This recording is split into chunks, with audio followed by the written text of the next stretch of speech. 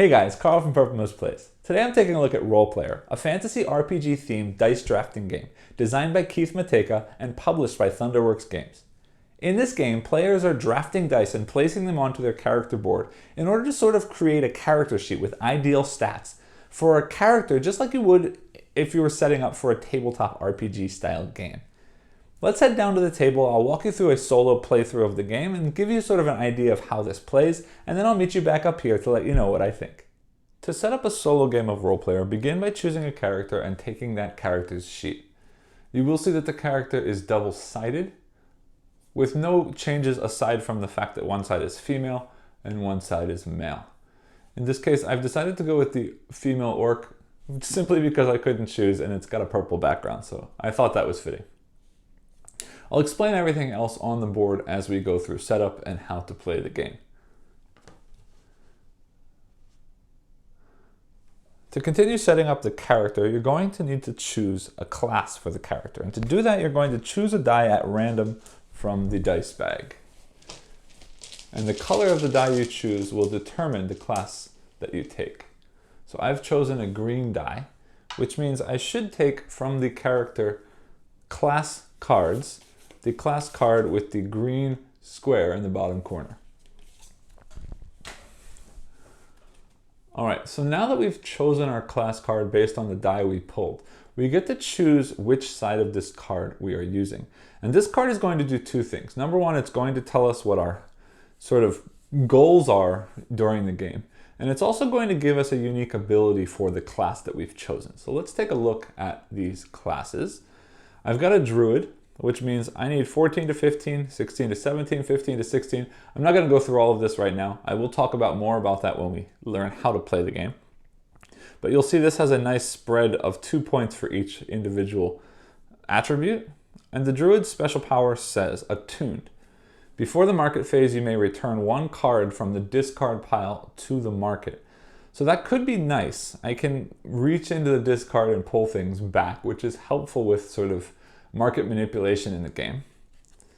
Or the ranger says skilled, and I gain 1 gold after using a skill card. So that will actually make it easier for me to buy things so long as I'm focused on skills. I won't be able to dig through the discard pile, but it will give me more money to spend on things in the market. I think I like that.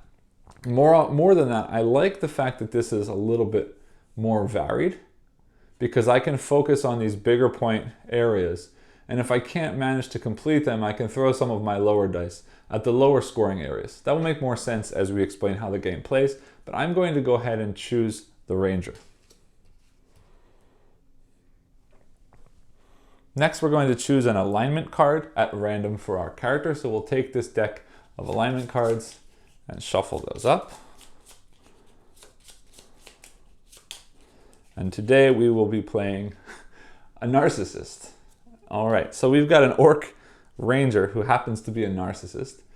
And this is also going to be working towards specific scoring for the game. I'll explain that a little bit later when I talk about how the game plays. But as a narcissist, I want to be sort of evil and neither lawful or chaotic. I sort of want to be an evil neutral kind of character to score the most points. And finally, we need a backstory for our character. And to do that, we will take the backstory cards just like we did with the alignment, give them a good shuffle, and we will choose one of those at random as well. And I've got the Riftwalker. So I have an orc Riftwalker ranger who is a narcissist. And the Riftwalker says, you come from another dimension. You have a strange tattoo that grows bright blue when in close proximity to treasure. So basically what this is going to do is it's going to give me another sort of goal when I start placing dice. And I'll explain this when we talk about scoring. But basically I want to be matching the colors of the dice in those locations on my character sheet. But again, we'll come back and talk about that as we get into how the game plays. Continuing setup, we want to then take out our coin supply. And each character, in this case just me, receives 5 gold. 1, 2, 3, 4, 5. So I start 5 coins to start the game. And in addition to that, I will take out this play sequence card that will help me remember the order of things while we play, and will then also become the scoring card at the end of the game. I'll just set that aside off to here. And then finally, we're going to take the 2 cubes of our player color. In this case, I am green because I pulled that green die at the beginning of setup. And one of those cubes goes in the very center of our alignment card, and the other cube gets placed here on the green square. That reminds us that green is our player color, but also we will use this cube with that scoring sheet at the end of the game to keep score for our final scoring. The next thing we need to do is we need to prepare the market for the game. So we've got these market cards that look like this, and we're going to take out all of the cards that say either 2+ or 2 on the corner, because those are going to be used in a 2-player game, and this solo game with the AI is going to be set up like a 2-player game. So we will put those out over here.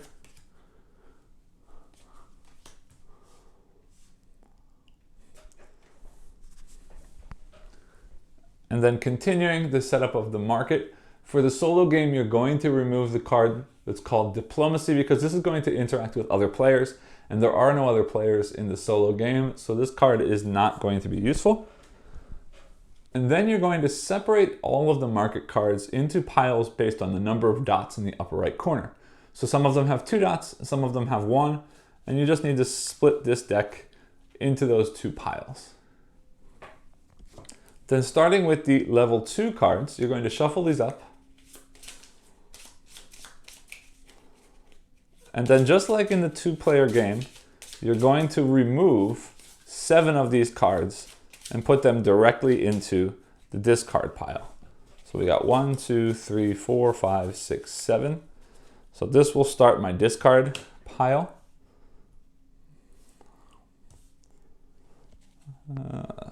Let me move these over just a little bit. And the level 2 goes there. And then we're going to do the same thing with the level 1 cards, giving them a good shuffle.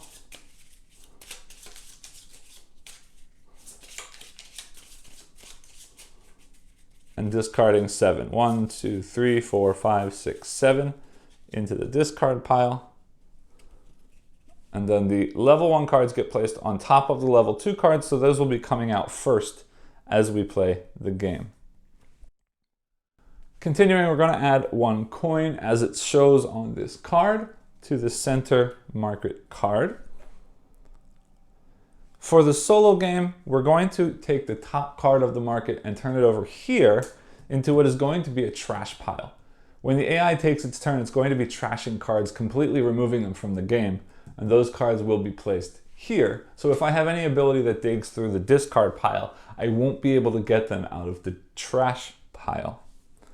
And then finally, to set up again for the AI player, we need to take out 1 gold die from the bag. This is what the AI is going to roll during the market phase to do those trashing of cards, as I mentioned. So I'll just set that here for now. So the last thing we need to do is complete our sort of initial setup of the character, rolling 6 dice and placing them into the character sheet to sort of give us our starting foundation of dice. But before I do that, I think it's a very good idea for me to talk about sort of the goals and the scoring of this game so that you have some idea of what I'm doing and why I'm doing it before I start randomly placing dice onto my sheet. So this game is going to play out over a series of rounds until every space on your character sheet is filled with dice. And then when that is finished, you will go into final scoring. And final scoring will be scoring the 6 things that's written right here in the bottom right corner of the player sheet. So I'm going to go through each of those right now and explain how they score. So the first thing we're going to score are attribute goals. And the attribute goals are exactly what I talked about before on our class sheet. These are the numbers that we're trying to aim for by counting the number of pips on all of the dice in a given row. So we've got strength, dexterity, constitution, intelligence, wisdom, and charisma. And those are the 6 different sort of skills or stats that we're trying to roll for, right? The theme of this game is that we're rolling a character as if we were playing a role-playing game. So we're trying to match our class by getting our stats to the levels shown on the card. If you see a range, you need to have something inside that range. If you see a single number, it must be exactly that number. And if you see a number with a plus, that means it can be that number or higher in the row. And if we're able to match the condition, we score the number of points equal to the stars written to the right. So if I can get my strength either 14 or 15, I will get 2 points.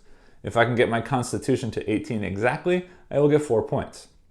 If I can get my intelligence at a 14 or higher, I will get 1 point. Now, while we're doing this, I told you we're going to add up all the pips for the row matching the stat.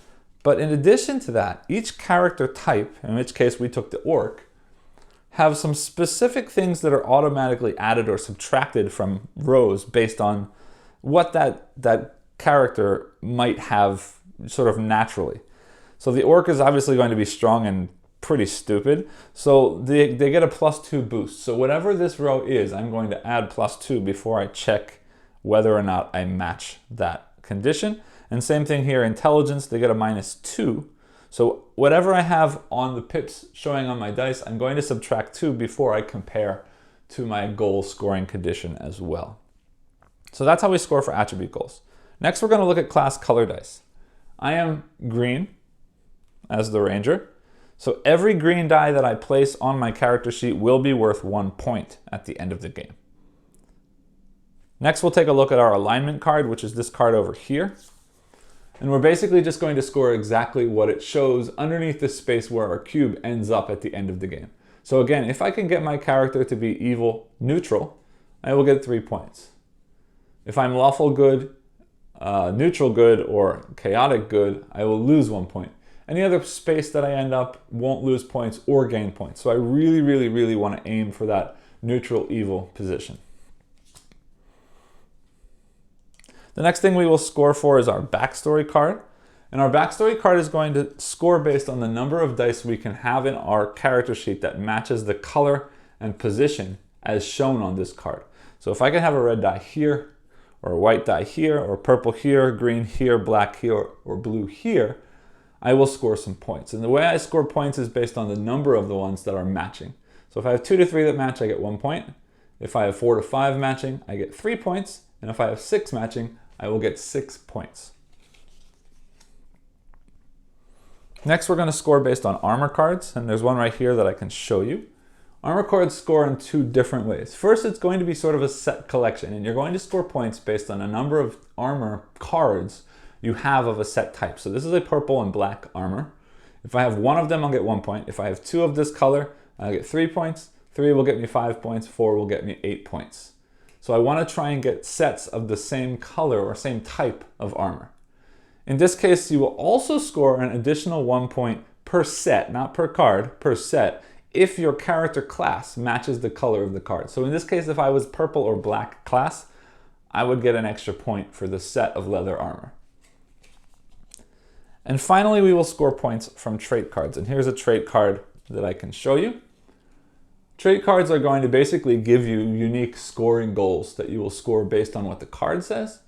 So in this case, you would gain 2 points if I have 1 weapon, 1 skill, 2 trait, and 1 armor card at the end of the game. This arrow up here is actually going to change the alignment, and we will talk a little bit more about that when I talk about how the game plays. All right, so now that you understand how the scoring works for the game and what our goals are, we can finish setting up our character sheet by drawing 6 dice and rolling them to place them in, sort of start our foundation for the game. So I'm going to draw 6 dice. 1, 2, 3, 4, 5, and 6. And we will go ahead and roll those to start our placement. Oops.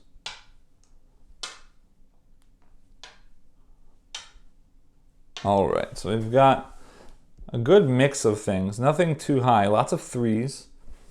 One more thing I should mention here, these gold dice, while they won't be giving me anything special for matching colors or class colors, anytime we place a gold die into our character sheet, we will draw 2 coins. So I get an extra 2 coins to start the game right now.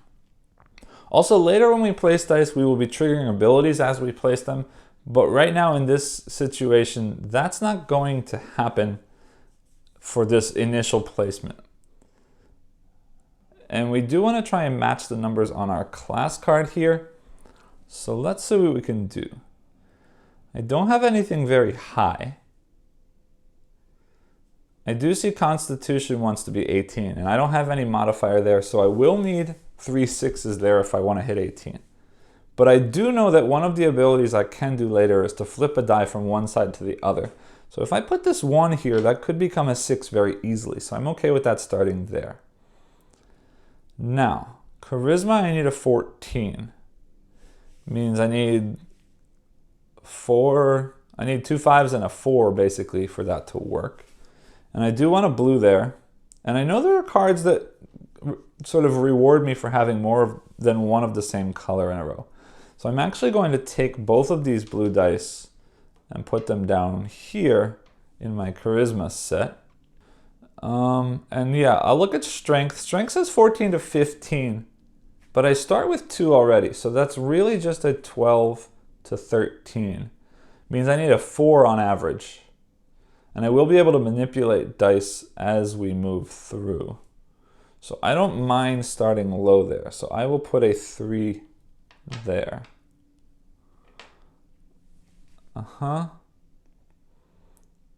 16 to 17 means 6 and 6 and 4. So dexterity, I don't mind having this 4 here to start. And I've got this last 3 purple to place. I don't want to put it in intelligence because I'd like that to be green. I don't think that's going to be very helpful for a 15 to 16 for wisdom, but we'll see. I'm going to place it there and I may be able to manipulate it into something nice later on. All right, the last thing we need to do is we need to seed the market for our first round. And then after I've done that, I will walk you through how the game plays. So we're going to simply turn over 3 cards to fill the market. And now we can begin the game. All right, so the game is going to play out again over a series of rounds until we've filled in all of the spaces on our character sheet. So the first phase of every round is the roll phase. And I will do that as I explain it to you. And what we're going to do is we're going to reach into the bag of dice and we will pull out 3 dice and then roll them. And then we're going to place them on this 1, 2, and 3 card in increasing order of value. So here we've got 2, 5, 6. So that is the end of the roll phase. Roll phase is basically just setting up the round. Next, we're going to go into the dice phase. And in the dice phase, I am going to choose one of these 3 dice to add to my character sheet. And depending on which die I choose, it's sort of setting the initiative level or the initiative order for that round. Now, in this case, I'm playing against the AI. So the AI is not going to be scoring points and they're not going to be placing anything on their own board. Instead, they're going to be messing up my market for when I step into the market phase, which is the following phase after the dice phase. So if I choose this die, nothing happens. I simply get that die and I place it on my player sheet. If I take the number 2 die, I will also get this coin and I will roll this die for the AI. If I get a 1, 2, or 3, I will trash one of these cards, with this card being 1, this card being 2, and this card being 3.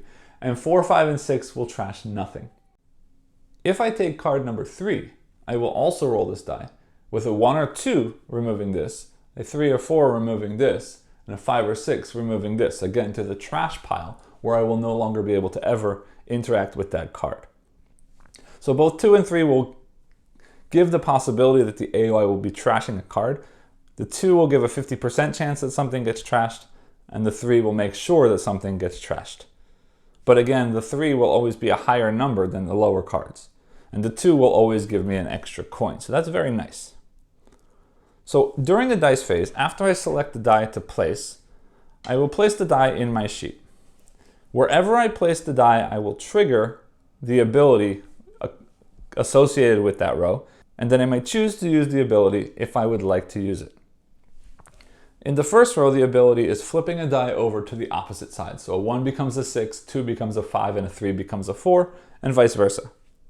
If I place in the second row, I get to swap the location of 2 dice. And it has to be swapping 2 dice. I can't just move a die into an empty space. 2 dice must be moved. If I place in the Constitution, I get to increase or decrease the value of a die on my player sheet. If I place in the Intelligence row, I get to re-roll any 1 die on my player sheet. If I place in the Wisdom row, I get to move the cube on the alignment card one space in any direction orthogonally of my choosing. And finally, if I place in the charisma row, I will get this chip, and this chip will count as 1 coin towards any purchase made that round. So it's basically lowering the price of the market by 1 coin for that round. In addition, when placing, if I place a gold die, I receive 2 coins. And if I manage to place the 3rd die in any row, I will also receive 1 coin. So after we've placed the die, we move on to the market phase. And in the market phase, I'm allowed to choose one of the 3 cards in the market, or one of the 2 cards in the market, assuming the AI has trashed something, to purchase. And all I'm going to do is spend the number of coins and or charisma token equal to the number in the top right corner of the card to purchase that card and add it to my tableau. We've already talked about the trait cards a little bit and the armor cards a little bit, but I'll go back to them and speak about all of them again. Remember, armor cards will go here and they will score based on sets. And we want to have sets of the same color, particularly matching our class color if possible. Trait cards, again, are going to either offer us endgame scoring or give us some kind of manipulation of our dice for scoring at the end of the game. And the way they work is this. When you buy them, there's a small triangle in the top right corner here. When you buy this card, and only when you buy this card, your cube on your alignment card will move in the direction of that arrow. You then receive that card, and again, it will work for you, doing something for the final scoring at the end of the game. Skill cards will also manipulate your alignment, but they don't do it when you buy the card. Skill cards are going to give you sort of a once per round ability that you can trigger by turning the card sideways. And when you turn the card sideways, not only do you get the ability printed on the card, but you must also move your cube on the alignment card in the direction indicated by the card. And at the end of the round, you will be able to refresh one of your spent skill cards. So if you use this every time you use it, your cube is going to be moved. Whereas with the trait card, the cube only moves the one time when you buy the card. In addition to skills, traits, and armor, there are also weapon cards that can be bought. And weapon cards will be placed here. And you're only ever allowed to have 1 or 2 weapons depending on the type of weapon you buy. The weapon cards will have 1 or 2 hands printed on them. If you have a 2-handed weapon, you may only hold 1. If you have a 1-handed weapon, you can hold 2 of those. And those are going to offer you other sort of abilities or ways to change the way that the game plays as well. And you'll see those as they come up. I'll explain them more.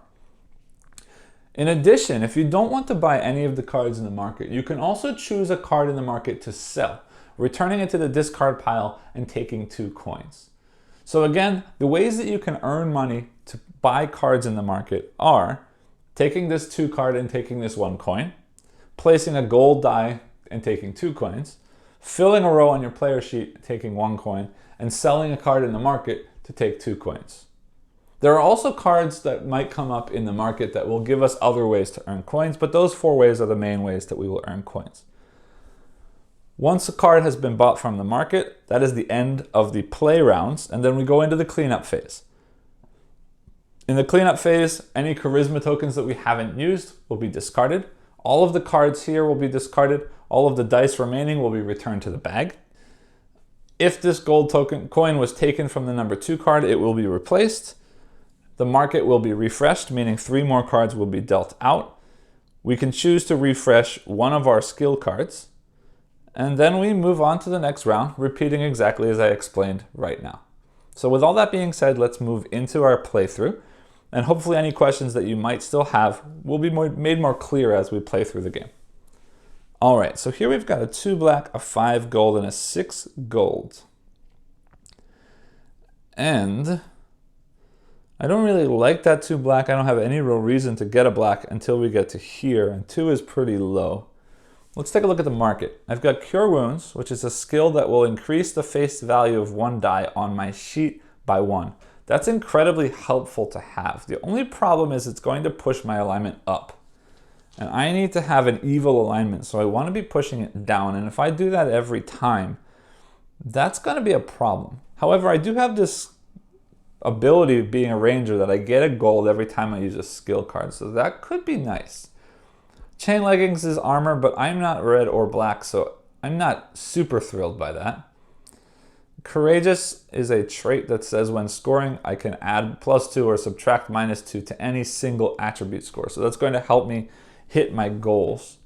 So I'm going to say at this round, I don't really care specifically for any of those. I wouldn't mind Cure Wounds, but I don't know that I will take it.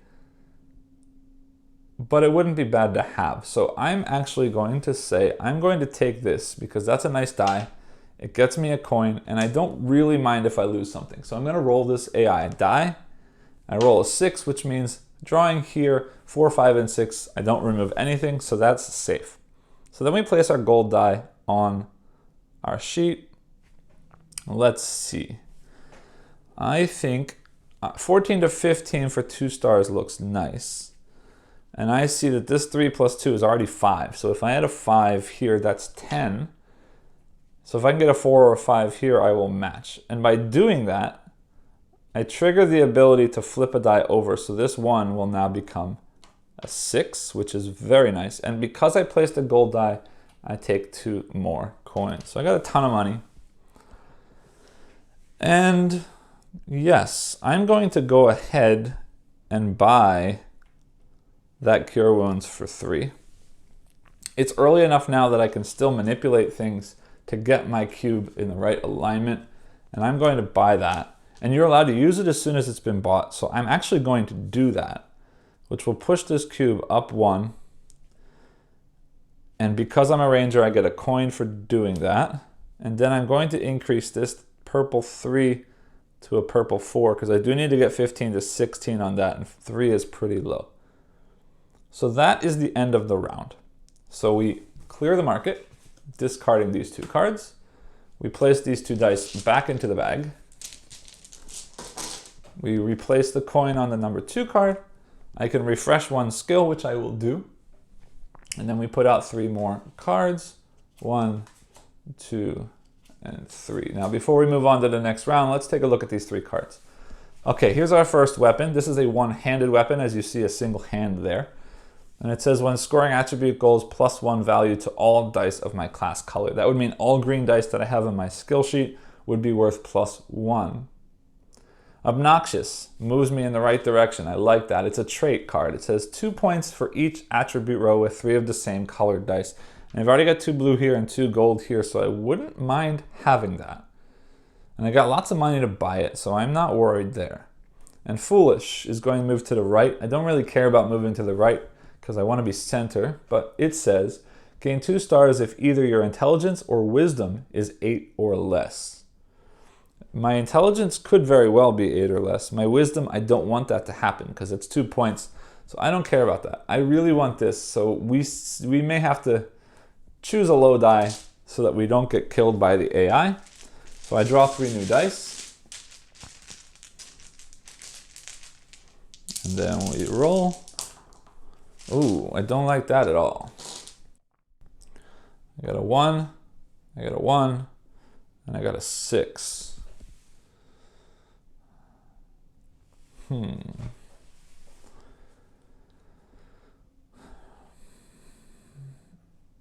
I'm just looking at this top row. Getting all the same color would be nice, but there's a problem in that. This is 3 and 5 is 8 and 2 is 10. If I put a 1 here and I change it to a 6, that puts me at 16, which is 1 too high. But I could potentially lower it later, and if I do that and I get this, it's going to score me some points. So I'm actually going to do that. I'll take this 1 yellow, 1 gold, means I don't have to roll the AI. I will place it here in strength, which means I get 2 coins for placing a gold die, 1 coin for placing my 3rd die in a row, and then I'm going to use that ability to flip this to a 6. So now we're 1 point too high. I need to lower one of those later, maybe by using this or by using some other skill later. Now we're moving into the market phase, but before I buy something, if I use this Cure Wounds right now, it can't move the cube any further up because it's already up. So I'd prefer that I don't have to move it up again. So I'm going to use this right now, which gets me a coin for being a ranger. And I'm going to increase this purple die to a 5. Oh, I just realized I've been using this wrong. This says of my class color, so I couldn't have increased this one either. because I'm green. So that didn't happen. That was a mistake. So that's kind of useless right now. I don't have any of my class color. I'm glad I caught that early. All right, so never mind, we won't do that, which means I do have to return the 2 coins that I got from using that, but that's fine. We will still use 1, 2, 3, 4, 5 coins to take that obnoxious card, which goes here, and instantly we'll move this down 1 space. And that is the end of the round. So these 2 cards go away to the discard pile. These 2 dice go back to the bag. We already have a coin here, so that's fine. We don't need to refresh skills because I couldn't use the skill. And then we refill the market. So we've got a weapon, a skill, and another skill. All right, let's see what we've got. Ancestral Blade says gain 2 gold each time you place a die on your character sheet that matches one thing on your backstory card. That's not bad to have. Climb. Before or after selecting an initiative card, flip all dice in a dice pool to their opposite sides and reorder them. That could be very helpful. It's going to push my alignment up, which is not great, but that could be very helpful. Acrobatics +1 face value to 1 die and -1 face to a different die on my character sheet. That's helpful and harmful at the same time, so we'll see. I don't really have any huge desire for any of those specifically, so I think depending on how the dice come up, I might take a good die and sacrifice cards. So we draw 3 dice and we roll. We got a 2 purple, a 4 black, and a 5 gold. All right. Well, I didn't really want more gold. I would love to have some green dice, but we don't have any green dice coming out yet. Yes. Let's see here. If I place... That's actually kind of cool. All right, I'm going to take this yellow die because, again, I don't care about what they trash. So they're going to trash... 5 means 1, 2, 3, 4, 5. Acrobatics gets trashed. And I'm going to place this 5 here in dexterity, but I'm going to use the swap die to move this 6 down here and this 5 here. So now I have 10 and 3 is 13 and 2 is 15, so I match the top. And this is 6 and 4, which gets me 10. So if I got to put a 6 in here, it will match that, or if I can increase this 4 a little bit later, that would also be helpful. So that really worked very nicely. Now, because I placed a gold die again, I get 2 coins. And now I can go shopping. I can buy something if I want to. I don't have to, but I can. I think I'm going to buy that blade because I'm going to try my best to match colors in my story anyway. And I've only matched 1 so far. This yellow is a problem because I need white there, but we can fix that later. All right, so I'm spending 3 to take this blade. It's one-handed, so I could take a second weapon later if I want to. And that's the end of the round. So this gets discarded. These go back into the bag. And we refresh the market. There's already a coin here, so I don't need to. And we've got Reckless. Gain 2 stars for each of your attribute scores that is 5 or less. 5 is super low. I don't expect I'll be that low. And I'm not going to do it on purpose for 2 points, so I think I don't care about that card. Sleight of hand. Move 1 die on your character sheet to any empty space. Slide dice to the left. So that lets me move things around a little bit. I'm not sure I need that yet either. It could be helpful to have later, but we'll hold off on that. Leather boots. Can't hurt because they'll be worth a point or more if I can get sets, but again, it doesn't match my class color, so I'm going to skip that for now. We'll see what happens.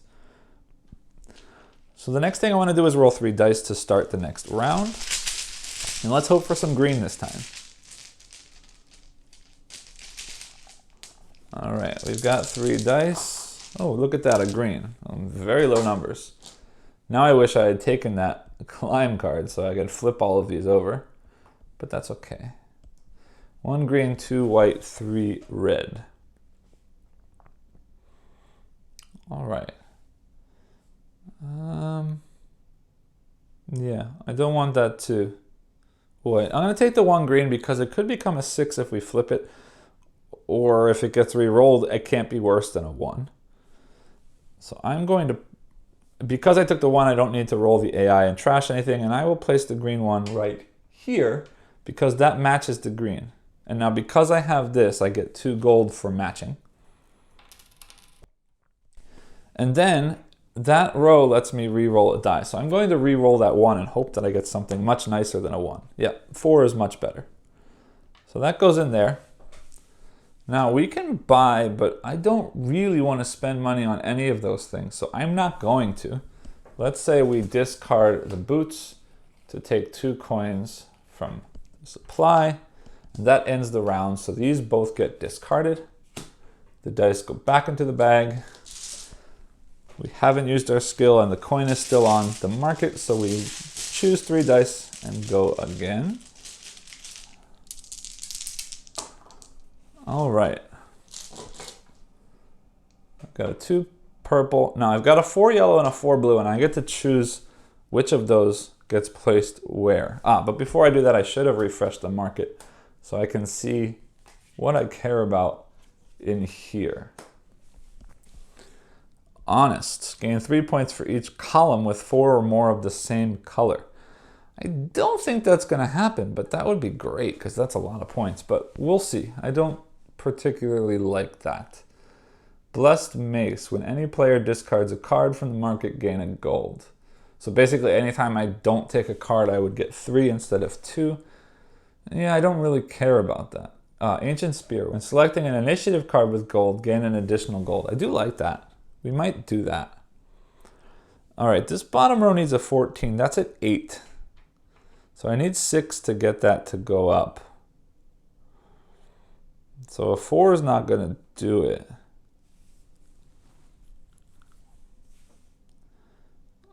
But I don't mind having that blue. Because I'll get points for having that blue and extra coins for having that blue. I'm going to do that.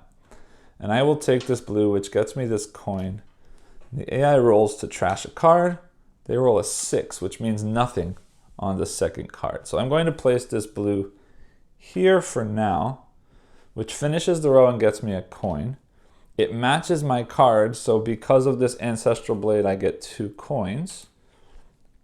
And then I get this Charisma token. So I am going to spend the Charisma token and 1 coin, counting as 2 coins, to buy this Ancient Spear. So anytime I take the middle card, I will get an extra gold, which would be nice. So I'll place that right there as my second weapon. That is the end of the round. Yes, so these get discarded. These go back into the bag. We replace a coin on the number 2 initiative card, and we start again.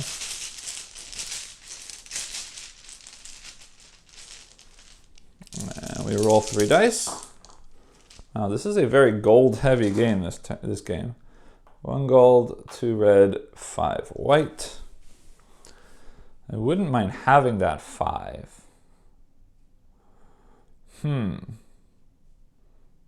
Well... I did it again. Hold on. We got to put these out so you can see if buying things means something to me. Jeweled Dagger, I can't take because I already have 2 hands of weapon. I can't take the Quarterstaff. I don't care about either of those. Weak. Gain 2 stars if either your strength or constitution is 8 or less. That's not going to happen because those are big scoring for me. So I don't need any of those cards this turn. So then I will take this 5 white, and I'm going to place it here, and then use the ability to swap dice. So I've placed a 3rd in a row, I get a coin. And I also now placed a die that matches this requirement, so I will get 2 coins for that. Yes. All right, but that is unfortunately only 15, and it needs to be 16 or 17, so I'm going to have to raise one of those higher. And none of them are green, so I can't use this, but we'll see. We're going to have plenty of options for things coming up, I hope. Again, I don't need any of those cards, so I'm going to discard one of those. Hold on. Before I do that, I took number 3, so the AI rolls, gets a 6, means this one gets trashed, actually. And then I will discard, it doesn't matter, they both will get discarded, but I'll discard this for 2 coins. And then this gets discarded because it's the end of the round. These dice go back into the bag. And we draw 3 more dice. And we roll them here. 1, 2, 3. Put some cards out in the market. Oh, we're up to our level 2 cards now. All right, skill 1, Intimidate. Before or after selecting a card, reroll any number of dice in the pool and reorder them. That could be nice, because if we keep rolling low like this, it's going to hurt. Proud gets me 2 stars, but it's 5 coins. But it also pushes me in the right direction. And then Focused, gain 2 for each attribute with 3 dice of the same face value. That's not going to happen, really. Okay, then. I like Intimidate and Proud. Proud is going to push me down, which is great. 2 points is big. But if I keep rolling low like this, Intimidate would be nice to have. But no, I don't care. All right, then I'm going to, I don't like any of this, to be honest. I think I'm going to say that intelligence is a wash. I don't really care so much about this intelligence row. So I'm going to take this blue 2 just so I can get this coin. And remember, when I get a coin from here, I get an extra coin because of my spear. And then I will roll this because I took from the second spot, and a 2 trashes this, which is sad because it's what I wanted. So I will place this 2 here under intelligence. I could re-roll it since I placed it there, but I'm actually going to re-roll this 3 because I need that to be a 4 or higher to score for charisma. And it is 5. Great. So charisma is set. That's locked in. So we've got, yeah, this one still needs to go up 1 to score for dexterity. Strength is good. Charisma is good. Now I can buy something if I want to. And yeah, I got plenty of money. I'm going to take this Intimidate card just because I can have it, and it might help me later on if necessary. This gets discarded. These go into the bag. 1 more coin goes out here, and we refresh the market. Let's see what we get. Oh, finally a green armor, which would be nice for me. Obsessed. Gain an additional point for every 2 dice in your class color. That would be great if I had more than 1 green die on the board, which I don't. Compassionate. Gain 2 if your character sheet has dice of all 7 colors. Red, green, blue, gold, white. I'm missing black. Just black? I've got red, white, purple, blue, green, gold. Yeah, I'm just missing black. So I could potentially get that. All right, so I'm okay with any of them really, but these 2 specifically. So let's see what comes out.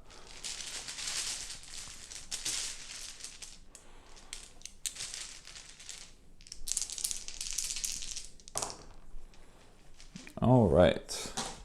Finally, we're getting some high numbers. 4 blue, 6 green, or 6 purple. That's a shame. I would love that 6 purple here, but I can only place 1 die at a time. So I'm going to stick with the green because I don't need purple yet. And I like to have green dice. So I'm going to take that green 6 and this coin, which because I took the gold coin, I get this. I roll this. He rolls a 6, so nothing gets trashed. All right, great. So I'm going to place this green 6 here because I need 18 there, and that's a great step in that direction. And I get to raise or decrease 1 die. So I'm going to increase this to a 5 because now 10 and 6 is 16, which means I scored that row as well. And now I can buy from the market. I only need a black die, and I'd like to get a black die anyway to match that space. So I'm actually going to, I don't know, because this could be worth a lot of points for me. Already it's worth 2, and this is only worth 2, so that's not worth it. I'm getting the Mystic Robes for 4 coins. 1, 2, 3, 4 coins. I take the Mystic Robes here. And then that's the round. So we place these in the discard pile. We replace that coin. Dice go back into the bag. And we refresh the marketplace. Steadfast, Chain Vambraces, and Greedy. Steadfast says gain 2 stars for each weapon card you have, and I have 2, so that's 4 points. That's big. I might need to get that. Chain Vambraces are what? Red and white, which doesn't help me because I've got a green and blue set. Greedy, gain 1 point for every 4 gold you have. I have a lot, but this Steadfast is 4 points. So these two are great. So I might be a little bit flexible in my die selection. Let's choose 3 dice and see what we get.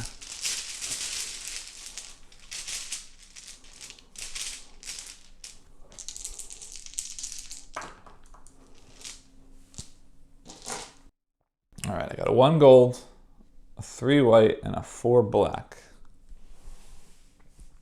I don't like any of that. Yeah, I'm going to use my Intimidate card to reroll all 3 of those. And I get a 3 black, a 3 white, and a 6 gold. And, I'd love to take that 6 gold and put it here, but then I don't get that purple. And already I don't have a red here, which is a problem. I only need to have 4 matching though, and I've got 1, 2, just 2 so far. I need a purple and a black, and I don't want to kill another one of those. Oh no, I have 3. White, green, blue. So if I got a black here, that would be great, because I won't get the 6 points. I only need 4 for the 3 points. But that's sort of risky. I do think it's worth it though. Yes, I'm going to take this 6 and I'm going to put it there just because. Which means I get to increase or decrease something. I think intelligence is already a wash. 5 and 5 is 4, 14 is fine here. So I'm going to increase this one to a 4. Because I need 15 to 16, and if I have 6 and 6 is 12, and 4 is 16. So I can get a 5 and a 6 or a 6 and a 6 and be okay there. Yeah. And because I placed this as the last one, I get a single coin, and because it's gold, I get 2 coins. Yep. Alrighty then. Okay, so then we roll for the AI. That's a 6. 1, 2, 3, 4, 5. 6 means Greedy is gone, trashed. And I really want this Steadfast card, so I'm going to spend 1, 2, 3, 4, 5. And I did use that skill card, so I'm getting a coin for that as well. Steadfast is going to instantly push my cube up, but that's fine because we'll have 2 chances to move it back down. And I will end up getting 4 points for my weapons at the end of the game, which is great. So that's the round. This gets discarded. Dice go back in here. I do get to refresh this card. Sorry, I did forget to move the cube to the right. So we will move that to the right here. Yes, all right, and then we roll. Before rolling, let's refresh the market.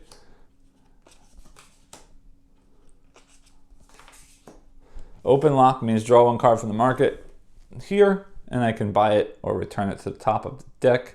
So that lets me buy an extra card every round if I wanted to. It's late in the game though, so that's not great. Concentrate is one of my favorite cards in the game. This just lets me use any of the actions, which could be huge. Even this late in the game, that could change things a lot. And Famous says, during final scoring, I double the effect of my alignment card, which means I could get up to 6 points instead of 3 points. Yeah, I don't really need that. I do like this one a lot, especially because I do need to move left one to score my alignment card. All right, so I'm gonna hope for that concentrate card. So let's take 3 dice. Roll them. All right.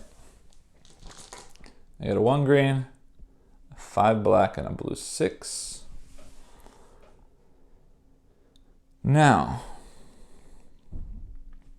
I'd love to take that 5 black and really pray that he doesn't roll a 2. And I think I'm going to do that. So I take this 5, I get this coin. Because of my spear, I get 1 more coin. And then I roll this and pray for no 2. Good. So that's going to be mine. But let's place this 5 black. Yeah, I want to put that in wisdom. We're going to need a 6 later, but we'll see what happens. And I get to move this one direction. Concentrate's going to move left, so I don't need to do that yet. I'm going to move down 1. Yes, and then I am going to spend 4 coins. 1, 2, 3, 4 coins to buy Concentrate as another skill. And I'm going to immediately use that card to flip this 2 to a 5. Which will move this 1 space to the left, which is great. Now I'm on my 3. We may have to deal with that one more time, but we'll see what happens. Great. So then these get sent away to the discard pile. We replace that coin. We put these back in the bag. And we put out 3 new cards. I would love to see another armor. Ooh, look at that. All right, I want that. Oh, but this is also the same thing. Counts as an additional armor card for 1 incomplete set when scoring armor cards. That means I have flexibility because either of those works perfectly for me. All right, great. So we draw 3 cards. Before we do that, I refresh this Concentrate skill. And we draw 3 dice. I would love to see a black die come out now. And of course, no black die. All right. We got a 3 gold, 6 red, and a 6 green. I'll put the green earlier because that would be nice to have. Intelligence right now is 9. I need 14. 9 and 6 is 15, minus 2 is only 13, but I could use that to fix it. Or, yeah, because I want that to be black. I really want that to be black. But it could be. Yeah, and I need a 6 there. All right, so, yeah, okay. I'm taking this green 6, which gets me a coin, and my spear gets me another coin, which means I do have to roll here. He rolls a 1, so this is trashed, but that's fine because I want that anyway. I'm going to place this 6 here, and what that's going to do is let me move this, so I will move this to the right. And then I will activate this skill card to use the swap dice, and I'm going to swap this 5 and this 6. So now I've got 10 and 5 is 15, which matches, and now this is a black. Because this is black, I trigger this and get 2 gold there. All right. I'm not sure about this card thinking about it. It says place a die. I don't know if I'm allowed to reorganize dice. So I'm going to set, I've done that twice. I'm going to set 4 coins aside and we'll decide not to use them if I don't need to use them. So let's keep playing and see what happens. Now because I use the Concentrate, this does move to the left and I get a coin for my Ranger skill. I think I forgot to do that last time, but that's fine. I don't want to take an extra coin if I didn't. All right, then I get to buy something. 1, 2, 3, 4 coins.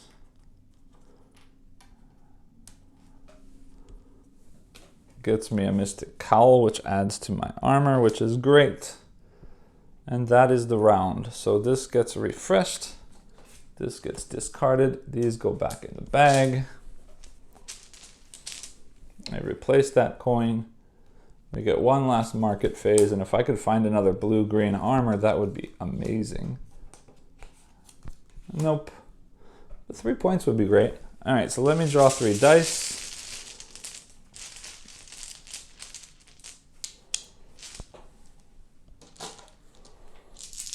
Roll them. 3, 4, and 1. All right. So 1, 3, 4. None of those is going to help meet this 14. My intelligence is dead, and I knew that was going to be true anyway. Because even if I get a 6, that's only a 13 because of that -2. So I'm just going to take this one. That's nice. But the only thing I want here, this gets me 1 point. This I can't take.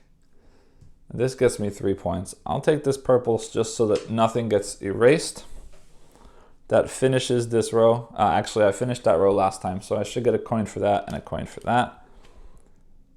And then I spend 7 on honorable. 1, 2, 3, 4, 5, 6, 7. Gets me honorable. Hold on a minute. No, because that's going to push me up and lose 3 points, so that's going to be a wash. I don't want to do that. So I get 1, 2, 3, 4, 5, 6, 7 back. I'm just going to take the chain tunic for 3.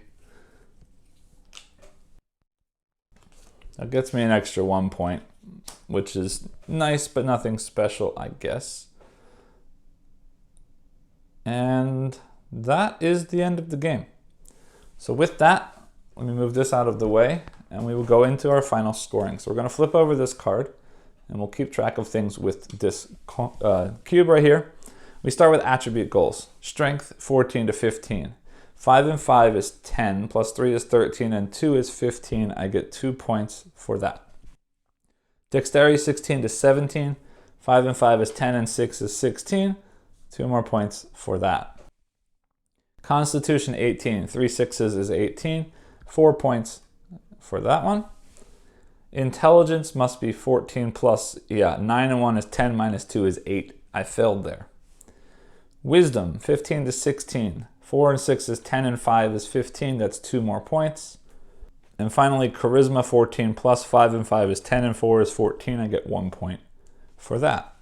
Next, class color dice. I have 3 green dice, so I get 3 points for that.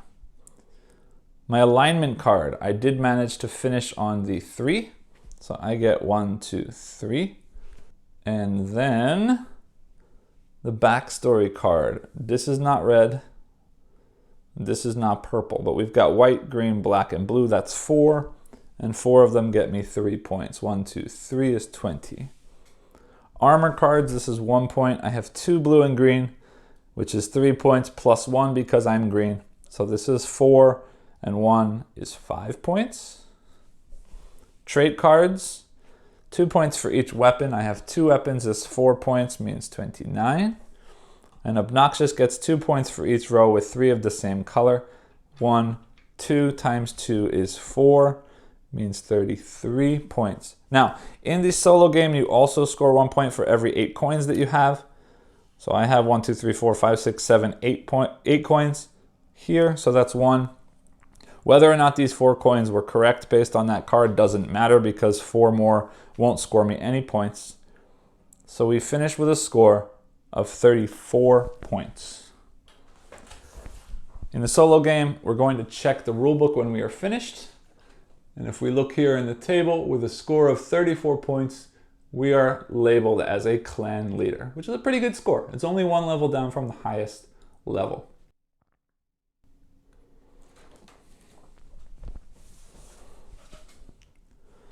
All right, then while we're here, let's take a look at the components. I always like to finish my playthrough with a quick sort of review of the components of the game. The first and biggest and clearest, most obvious component to take a look at are the dice. The dice are somewhat standard, traditional sized and shaped dice. They're square edges, kind of slightly rounded corners, but basically square dice. Nice popping colors. They're all white pips except the black and the yellow, or sorry, the white and the yellow, which have black pips. Otherwise, they're fairly standard dice, but they've got a nice heaviness to them, nice weight to them. They roll very nicely. The colors obviously stand out very nicely. I am not colorblind, so I can't really speak to it, but there might be some confusion with colors here. There is no way to identify the colors other than just looking at the color. So if you are colorblind, that might be an issue. I can't speak to that myself. But it seems like there might be some colors that are close together. But yeah, the dice are really nice. The coins are just cardboard tokens, but they're really well designed. The artwork on them, I don't know if you can see that. See if it'll focus. It's a really nice looking coin. Artwork is different on both sides, which is nice. Yeah, so I mean, no complaints. Again, they are cardboard, but they don't need to be metal. And metal coins are expensive, and these look nice. The color looks great. I mean, they look like coins, whether they're cardboard or not. What else? The cards. The cards are great. The point system with the stars is very clear. It's very easy to see how many points everything is worth and what's giving points and what's not giving points. The hands on the weapon cards makes perfect sense, and it's very easy to see. The use of these arrow symbols as adjustment of your alignment is very clear. Each card has unique artwork on it, and the artwork in this game is very nicely done. I am a big fan of the artwork on these cards. Everything looks very, very nice. Just keeps with the theme, keeps with the sort of fantasy style. It looks like a role-playing game, like you'd expect it to look, but nice. And finally, the character sheet. The character sheet is very nicely done. I love that there are holes that hold the dice nicely. There's no way that the dice are going to shift or go anywhere during the game. It's really cool how it fits the theme. It's set up like you're creating a character for a role-playing game. You've got classes, you've got character races, you've got a backstory that goes with them, you've got some kind of trait that gives them the alignment that they're aiming for, and it sort of helps tell a story, right? I've got this narcissistic orc ranger who's a rift walker from another dimension. It's just cool that it brings some character and some theme into the game, and I like the way that it all fits and looks, and everything is very clear and organized very nicely, and I like that a lot. The only other thing are these chips for the charisma bonus. I don't know that they're really necessary. You only ever have one of them when you trigger a charisma. I mean, there may be a card or two that I haven't seen or don't know about that gives you one more of these, but realistically, it's easy enough to understand that when you trigger this, you get a discount on your card for that turn. So I don't think it's really all that necessary, but it doesn't hurt to have them, so it's nice to have it.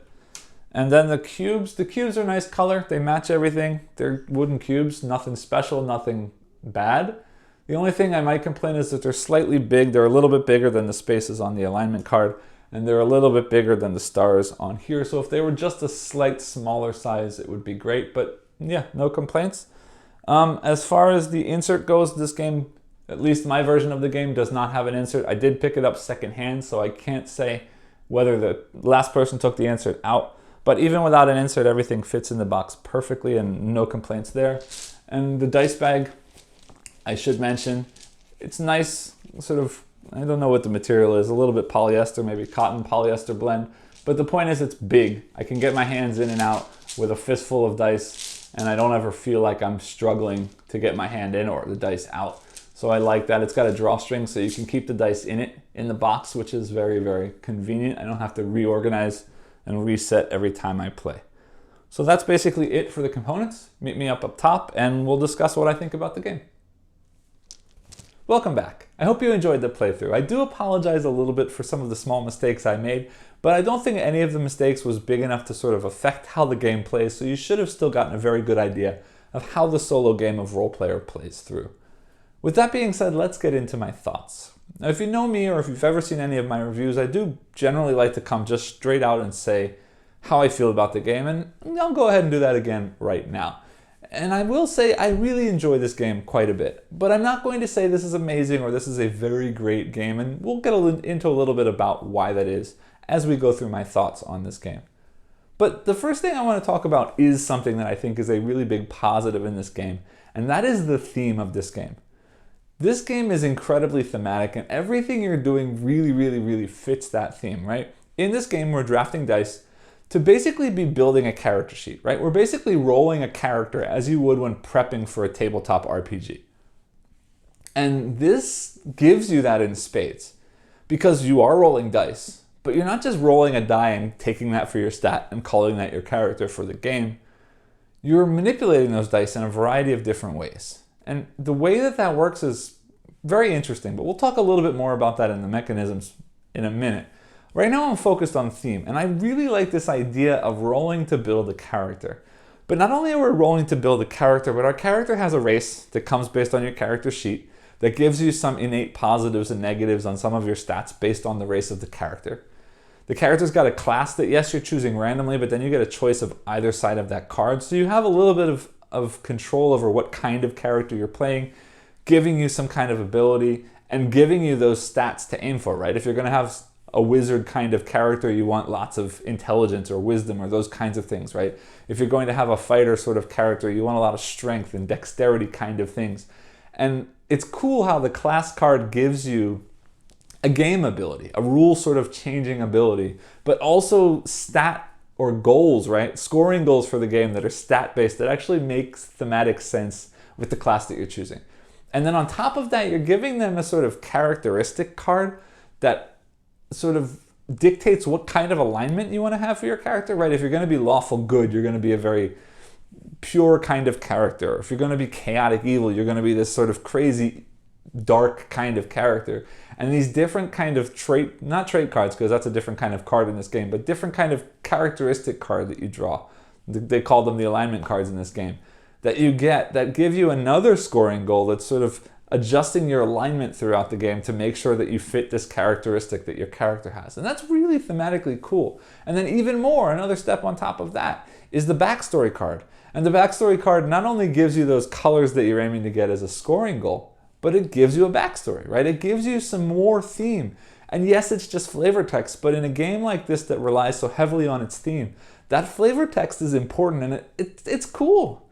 Because then I'm actually playing this character that has personality. It's a kind of it's a certain class, a certain race, a certain alignment, or a certain kind of characteristic. It's got its own little backstory, and you start feeling this sort of story going through your head as you play, and it's really cool. And I really enjoy the way that this is working. And honestly, realistically, at the end of a game of this, you could basically take that character, flesh it out a little bit more, and jump right into a role-playing game with it. And that's cool to me. I mean, I'm not a huge role-playing guy. I've actually never played a tabletop RPG, and I'd love to try one day. But this gives me that feeling of preparing, and this is something that I would dread doing when I was playing a role-playing game, because I don't want to have to come up with all this backstory stuff. But this game sort of gives it to you and lets you manipulate it in a way that's really fun. And then as you play through, you get skills, you get traits, you get different weapons and different armor, and all of this helps to sort of tell the story of your character as you move through the game and continue to drive this theme as you're playing. And I think that's really cool. So passing off on the theme, we move on next to mechanisms, because that's a big thing that we should be talking about for sure. And I'm going to say this, I would love to just talk about this game in a vacuum, but games don't exist in a vacuum, and it's a little bit hard for me. I just reviewed not too long ago the game Sagrada. And I think that it will be hard for me to think about this game without also thinking about Sagrada, because it's a similar sort of dice drafting, putting them onto a grid on your character board or your player sheet kind of a game. So I want to go right ahead and compare the two of them for a minute, but this comparison won't last long, and you'll see why. For me, Sagrada is a game of drafting dice, and then once you've drafted the dice, it's a game of sort of positioning and puzzling how to fit in the dice in the right places, because Sagrada has those the restrictions that you can't have two dice of the same color next to each other, you can't have two dice of the same number next to each other. So basically your whole job is to plan out, how do I get all the dice that I'm going to draft to fit into my player sheet? And if I need to manipulate them a little bit, I can use those tool cards to manipulate them. So that's how Sagrada works. And I like that puzzle, and I'm not going to talk too much about that here because this is not a review for Sagrada. I did that already. You can click the link above to see that if you'd like to. But this one does something quite a bit different because there are no restrictions about how the dice get placed in this game. This game has nothing to do with the puzzle of how to fit my dice into the sheet. Yes, we're drafting dice. Yes, we're placing them like we do in Sagrada. Yes, we have goals like all the same color in a row, or scoring for all of our character color, which in this case is your class color. That exists here, but beyond that, the comparison's not really there anymore because this game is all about two things. This game is all about the goals that you have, and those goals are goals that you start with and goals that you actually get throughout the game in those trait cards. So not only are you manipulating the dice to match the goals that you get from the beginning, and this one has a lot of goals, right? Because you've got all of those different stat goals. And then on top of that, you've got all of the different goals that you're aiming for with the backstory colored placements. You've got the goal of your alignment card that you need to get that cube in the right place on your alignment card. So you've got a bunch of different goals to begin with at the start of the game. But then you can also start aiming for other goals, like the set collection with the armor, or the different trait cards. And the different trait cards are great because the trait cards give you endgame scoring goals that you add to your scoring goals, the ones that you start with. But you choose them because you're buying the cards that add those goals. So you want to start getting goals that you're already sort of on the way towards achieving. But then also once you've picked up that goal, you're going to start to work to add in and to continue aiming even more towards that goal to score even more points. So the first big thing about this game is that it's all about the scoring goals. The goals you start with, the goals you give yourself as you play, and how you're going to do your best to get to those goals. So I really like that. And the next thing that this game is all about is not how the placement goes, because there's no restriction about placement, but about dice manipulation. And this game, when compared to Sagrada, has way more option for manipulation of dice. Because you've got the ability for each different row, and every time I place a die on a row, I can manipulate something. Right? I can flip it to the other side. I can re-roll a die. I can swap two dice. I can add a number or subtract a number from a die. I can move that cube on my alignment card. That's not affecting the dice, but it is manipulating something that aims towards the end goal scoring. So every single turn I'm doing something, well, except for the turns that I get the ability that gets me something cheaper in the market. Aside from that, every single turn I'm doing something, I have the ability to manipulate either the die or the cube on my alignment card. And that's big because now it's not about how do the dice get placed, but it's more about how do I place the dice with thoughts in the future that I can manipulate those dice and change things to match those goals that I set at the beginning of the game and that I'm setting as I play through the game. Big, that's great. And then the manipulation keeps going because then you get these skill cards, and the skill cards are one-use cards that you turn to the side, and it lets you manipulate or change things in another different way. And you're going to refresh one of those every single round. So every round, if you've got a skill card, you're going to get at least one use of a skill card to manipulate something in another way. So this game is not about placing the dice perfectly in your character sheet. This game is about how do I use the dice that I've been given and manipulate them in a way to match the goals that I've got from the beginning and find goals that match what I've been doing throughout the game. And at the same time, drafting smartly because the draft gives me an initiative. The draft determines which cards I can buy in the market. Now in the solo game, we're not competing with somebody else for initiative, but if I choose one of those higher numbers, I know the AI might trash a card. And those cards, again, are the way I'm manipulating things. They're the way I'm adding goals. They're the way I'm scoring points through set collection. So those cards are important. So my drafting is, which order am I taking things? Which order is the AI taking things? How likely is it the AI is going to trash something that I might want?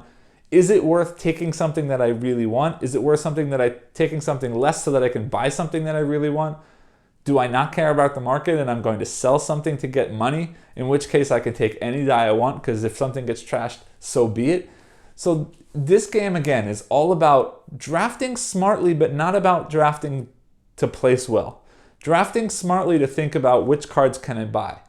Which dice can I manipulate? How can I manipulate the dice? Do I place a die here because the number is good for that row, or do I place a die here because I need the ability from that row? And all of this thinking makes this game quite a bit different than Sagrada. And even though it looks like a draft a die and put it in a grid game along the same lines as Sagrada, it's a completely different sort of thinking pattern and a completely different style or mechanism of game. With all that being said, does that make it better or worse for me? I don't know. I do really enjoy the sort of spatial puzzle of Sagrada, and I've talked about that not only for that game but other games. I really enjoy spatial puzzle games.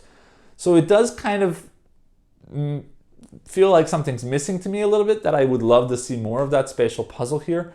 But that's not the point of this game, so I can't really give it a negative for something that it's not trying to do, right? And I do really enjoy what this game is doing. There is a really cool decision space about taking dice, manipulating the dice, and you see a couple times in my playthrough where I sort of had these cool combos. I take this die and put it here to change that die and reverse those two dice, and now it matches the color, and now the line adds up to the right number. And it's these cool combos of dice and abilities and cards that works in a really cool way, and I do really enjoy that. I think it's a lot of fun to be doing that. Are there negatives here? There might be negatives here. There's a couple of negatives, and those are basically just with how much stuff is in this game. It's not overblown. There's not too much. It's not too difficult. But I will say that this is probably a little bit of a step up, at least mechanically, above a game like Sagrada. If somebody's not really into the theme of this game, they're going to need to work a little to get into this game. The Sagrada theme, while it's a whole lot less theme, it's pretty themeless. It's pretty, it's colorful, it pulls you in. This game, if you're not an RPG fan, if you're not a fantasy fan, that's a sort of a step you've got to take over. I am a fan of those things, so I like that, but you do have to know that coming into the game. Now, also, you saw in my playthrough I made a couple of mistakes, and those mistakes are because as we're playing, and every time I add a card that adds a rule, I have to constantly be thinking about all of those rules that I've got. When I do this, I get an extra coin. If I get a coin here, I get an extra coin. If I do this, then this happens. If I use this ability happens. And it's not too much, but it's definitely a little bit fiddly, and it's definitely something you have to be constantly running through your head about. This is what I need to be doing in order to make sure the things that I want to happen are happening. So there is that hurdle to get over. If that's going to bother you, that might be an issue. It's not an issue for me. Recording on camera, obviously my brain is a little bit less focused than it would be if I was just sitting down to play the game. Are there too many levels here? There may be a little bit too much, but I think that's a good thing. I don't have any problems with the amount of material or the amount of content that's in this game. I don't feel overwhelmed. This is not a heavy game by any means. You just have to understand that there's quite a bit of upkeep as you're playing once you start getting all of these cards. And you don't have to play that way. If I focus on the armor, all the armor is doing is scoring for me. Then I don't have to worry about those skills and so on that are coming out. I might struggle a little if somebody else has a lot of skills and they keep activating these abilities that I don't have the ability to do. But if I focus on gold and I start buying some of those cards that just give me points, or give me armor that gives me points, then I don't have to worry quite as much about some of the fiddly stuff. And I think there's a lot of avenues here for scoring, right? You score based on your attributes, based on your alignment, based on your backstory, based on armor, based on trait cards. I mean, there's so many different ways to score points, and there's no real force to focus on any one of those different ways. So I think that spread of styles of gameplay in this is also a big positive for this game. I really enjoy this. I can't say enough that I do enjoy this game. There are just a couple little things that make it a little bit less than perfect. Now, a couple other things. There are a couple expansions for this game. I have played the first one, Monsters and Minions, and I do own a copy of it, so I will definitely be back with a playthrough and review of that as well. The next one I believe is called Fiends and Familiars. I am looking forward very much to trying that one as well. So I can't really speak to what those do yet, but I definitely will be back to let you know as soon as I get a chance to do so. In addition, I mentioned earlier in this thought section about how you could basically take this character that you've created and transition into a role-playing game. Well, what's even cooler now, and I haven't seen much about this, I need to look more into it, is that Thunderworks is now coming out with Role Player Adventures, which is basically a semi-choose-your-own-adventure dice manipulation kind of game that's very much story-based and pushes this theme to a whole nother level and allows you to, if you have this game, to take the character that you've created through a playthrough of Role Player and then take that character and set it out on an adventure in Role Player Adventures. And that seems like a really, really cool thing to have connected onto the end of this. So then you can use this character with a backstory and cool traits and cool characteristics that make this character unique and then take them out on an adventure. I think that's really cool. So there's a lot of really cool things here. The theme is great. If you enjoy role-playing games, if you enjoy this idea of creating a character for a role-playing game, you're going to enjoy this. If you enjoy dice rolling, if you enjoy dice drafting, if you enjoy particularly the manipulation piece and the changing and the triggering of clever abilities and those kinds of things, you're going to enjoy this game.